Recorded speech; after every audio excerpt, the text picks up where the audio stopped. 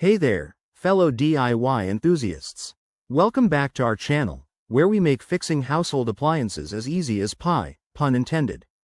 Today, we're diving into the Frigidaire Oven F31 error code, specifically for 2025 models. If your oven is flashing that pesky F31 code, don't panic. It's often related to a faulty temperature sensor or wiring issue, which you can fix yourself with a few simple steps. This error means the oven isn't reading the temperature correctly, so let's get that sorted out quickly. First things first, safety is key. Before you start, make sure to unplug your oven from the wall to avoid any electrical mishaps. Grab a few basic tools: a Phillips screwdriver, a multimeter for testing, and maybe a replacement sensor if you suspect it's faulty. You can find these online or at a hardware store. Step 1. Locate the back panel of your oven. Carefully remove the screws holding it in place and set them aside.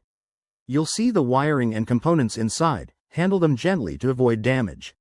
Next, find the temperature sensor, usually a probe connected to the control board. Disconnect it carefully. Now, use your multimeter to check for continuity. If it doesn't beep or show a reading, the sensor is likely bad and needs replacement. If the sensor is the problem, install a new one by reconnecting it to the control board. Make sure all connections are secure. Once that's done, reattach the back panel and plug the oven back in. Finally, turn on your oven and test it. If the F31 code is gone and it's heating properly, you're all set.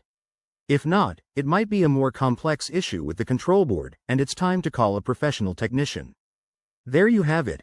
That's how you fix the Frigidaire Oven F31 error code. We hope this saves you time and money. If you found this helpful, give us a thumbs up, subscribe for more fixes, and drop your questions in the comments below. Happy baking, everyone!